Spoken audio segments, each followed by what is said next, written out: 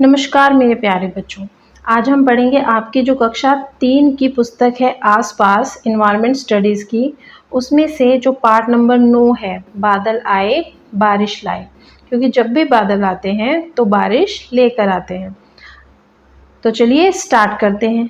अप्पू ने केला खाया। अप्पू हाथी को केले बहुत पसंद है। वह रोज केले के पेड़ों से केले तोड़कर खाता है।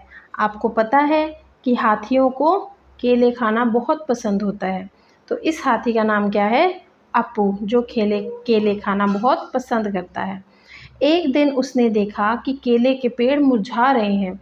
बहुत दिनों से बारिश जो नहीं हुई थी, क्योंकि अगर बारिश नहीं होती तो वो जो पेड़ पौधे होते हैं उन्हें पानी नहीं मिलता। या फिर जो आपके घरों में गमले होते हैं, जो आपने घर में बाग बगीचा लगाया होता है, उसमें तो आप पानी डालते हैं, परंतु जो बाहर के वृक्ष होते हैं, घर के बाहर पेड़ पौधे होते हैं, उनमें अगर बारिश ना हो तो वो मुरझा जाते हैं। अप्पू बोला, मैं अपनी सूंड में भरकर पानी लाता हूँ। अप्पू ने क्या कहा कि मैं अपनी सूंड में पानी भरकर लाऊंगा। वह नदी की ओर चल पड़ा। नदी से अप्पू ने जी भरकर पानी पिया और सूंड में पानी भरकर वह खूब नहाया, यानी कि उसने पानी में बहुत मस्ती की। जैसे आप यहाँ पर पिक्चर में देख भी रहे हैं कि वो नदी में जाकर पानी को पीता भी है और मस्ती भी करता है। फिर सूंड में पानी भरा और जाकर केले के पेड़ों को भी नहला दिया। पानी मिलने से केले के पेड़ खिल उठे। अप्पू बोला, अब मैं तुम्हें रोज पानी लाऊंगा। अब मैं रोज तुम्हारे लिए पानी लाऊंगा। तुम मुझे मीठे मीठे केले जो देते हो।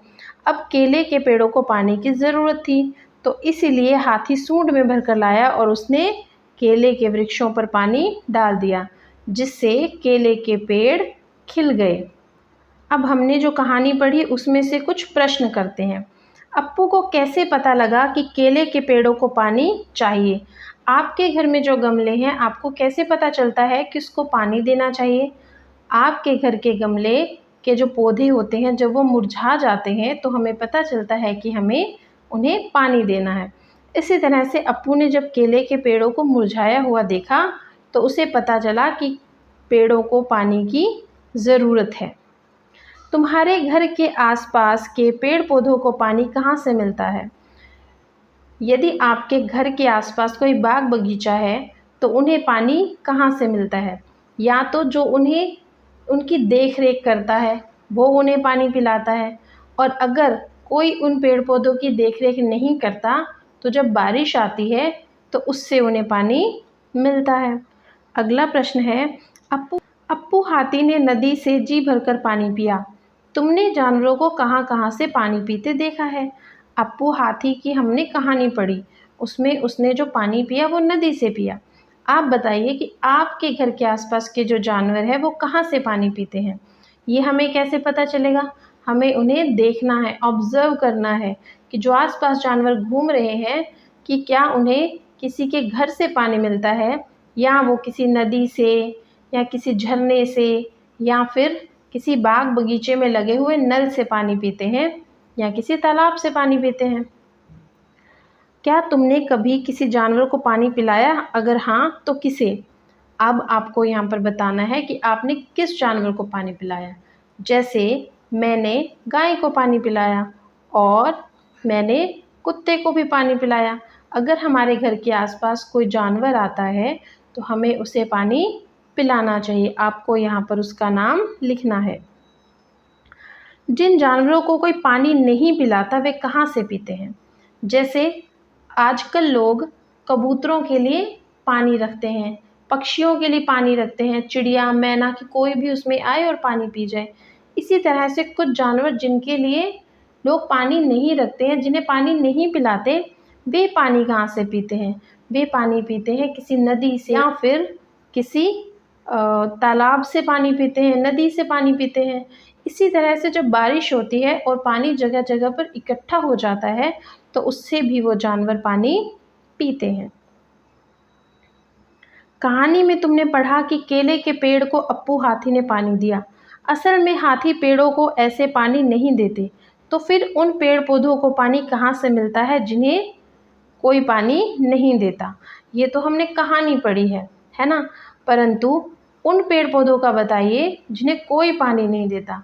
जिन्हें कोई पानी नहीं देता उन्हें पानी मिलता है या तो ज़मीन से मिलता है, जो ज़मीन में रिस कर पानी चला जाता है, उसकी जो पेड़ की जड़ें होती हैं उसे अपनी तरफ खींच लेती हैं और उससे पेड़ पौधों को पानी मिलता है। और या फिर जब बारिश का पानी आता है तब उन पेड़ पौधों को पानी मिलता है। पेड़ पौधों को ज़्यादातर पानी बारिश से मिलता है। बारिश आते ही पेड़ पौधे खिल उठते हैं। अब बारिश के बारे में एक कविता पढ़ें। अब हम पढ़ेंगे बादल आए। बादल आए क्या है? एक कविता है। गोरे गोरे काले काले बादल आए जादू वाले, कुत्ता गैया हाथी घोड़ा और कभी हंसों का जोड़ा, या फिर बनकर अरना भैंसे दौड़ेंगे होकर मतवाले। क्योंकि अगर गर्मी के मौसम में कभी बारिश आ जाए तो सभी लोग, बच्चे, बूढ़े सब खुश हो जाते हैं, है ना। तो इसी तरह से जो हमारी प्रकृति है, जिन पेड़ पौधों को, जानवरों को कोई पानी नहीं पिलाता, उन पेड़ पौधों को, उन जानवरों को बारिश के आने से बहुत खुशी मिलती है। गोरे गोरे काले काले बादल आए जादू वाले, पल में आते पल में जाते, महीनों कभी नजर न आते, और कभी जम जाते ऐसे हफ्तों तक ना टलते टाले। कि कभी कभी ऐसा होता है कि बारिश आती ही नहीं, बादल आते ही नहीं है, और कभी कभी ऐसा होता है जब आते हैं तो वो एक एक दो दो हफ्ते तक बरसते रहते हैं। कभी गरजते कभी बरसते, इंद्रधनुष के रंग परसते।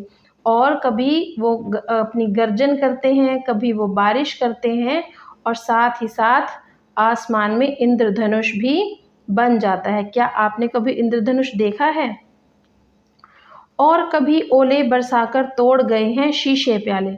और कभी कभी इतनी तेज़ बारिश होती है, ओले गिरते हैं, बर्फ़ गिरती है, जिसकी वजह से शीशे और प्याले टूट जाते हैं। अब जो हमने पोयम पढ़ी, इसमें कवि ने बादलों में बहुत कुछ दिखा। कवि को बादलों में बहुत कुछ दिखा। क्या तुम्हें भी बादलों में कभी कुछ दिखा? तो क्या दिखा?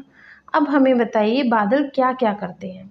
बादल बारिश बरसाते हैं, बादल खुशियाँ लाते हैं, और बादल पेड़ पौधों के लिए पानी लेकर आते हैं, और साथ ही साथ बादल गरजते भी हैं। बारिश आने पर तुम्हें कैसा लगता है? बारिश आने पर मुझे तो बहुत अच्छा लगता है। आपको लिखना है कि बारिश आने पर आपको कैसा लगता है।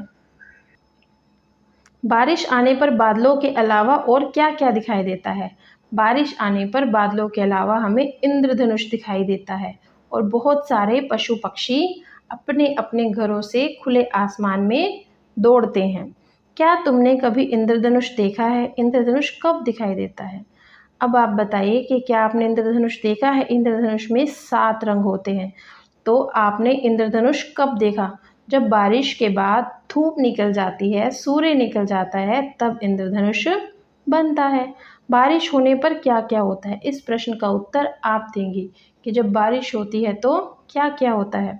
बारिश होने पर नाव बनाने और उसे पानी में चलाने में मज़ा आता है ना। कागज़ की नाव बनाओ और उसे पानी में तैराओ। जब हम बच्चे थे तो हम तो कागज़ की नाव बनाते थे और पानी में तैराते भी थे। तो आपको इसमें लिखना है, आपको एक नाव बनानी है और उसे पानी में तैराना है। बादल आए कविता भी पढ़ी, और अप्पू ने केला खाया पाठ भी पढ़ा, जिससे हमें बारिश के आने और उसके महत्व के बारे में पता चला, बादलों के महत्व के बारे में पता चला।